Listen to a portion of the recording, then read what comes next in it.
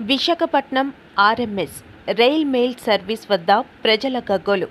రేపు అనగా 5 నవంబర్ గురునానక్ జయంతి సందర్భంగా పోస్టాఫీస్ సెలవు ప్రకటించబడింది.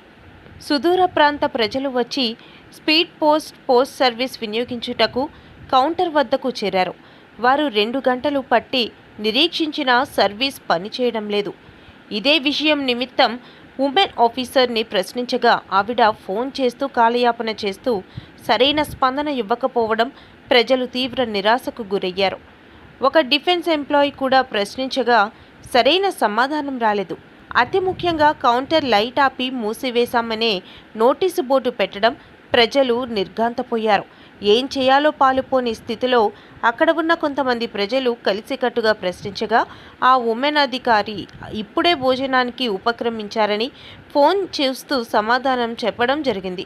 ఈ విషయం నిమిత్తమే ఆర్ఎంఎస్ సూపరింటెండెంట్ నాగేశ్వర్ రెడ్డి గారు ఫోన్ ద్వారా సంప్రదించడానికి ప్రయత్నించగా ఫలితం లభించలేదు. ఆ తర్వాత కాసేపటికి ఇది పాన్ ఇండియా సమస్య అని, పొద్దున్నుంచి ఈ సమస్య ప్రజలందరూ ఇక్కట్లు పడుతున్నారని ఆయన చెప్పసాగారు. ఇప్పటికైనా కేంద్ర ప్రభుత్వం తక్షణమే స్పందించి ప్రజలు ఆర్ఎంఎస్ మీద నమ్మకాన్ని వమ్ము చేయకుండా చూడాలని తక్షణమే చర్యలు తీసుకోవాల్సిందిగా ప్రజలు విన్నవించుకుంటున్నారు.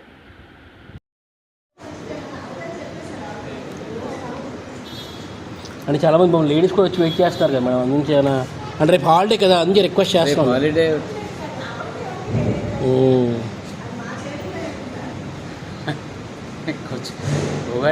సర్వర్ డౌన్ అయిపోయింది కదా, మరి కరెక్ట్గా ఒక్క ప్రయత్నం ఏమైనా చేసే అవకాశాలు ఉన్నాయని అడుగుతూ రిక్వెస్ట్ చేస్తున్నాం.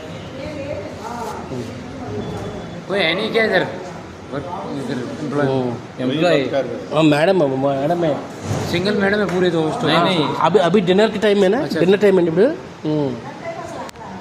कितना बजे तक సర్వర్ లేకపోతే 9:45 డిన్నర్ అండి 9:45 వస్తారట డిన్నర్ అయిపోయాక ఎంప్లాయీ అవునండి. పోనీ అట్లీస్ట్ చెక్ చేసుకోవడానికైనా మనం అంటే మీరు చేయనంటే అట్లీస్ట్ ఆయన రెస్పాన్సిబుల్గా పర్టికులర్ పర్సన్ ఎవరు ఉన్నారో వాళ్ళు చేస్తారా చెయ్యరా అట్లీస్ట్ సమ్వాట్. అయితే చాలామంది ఇక్కడ ఉన్నారండి, లేడీస్ కూడా వచ్చారు కదా, అందుకు ఒకసారి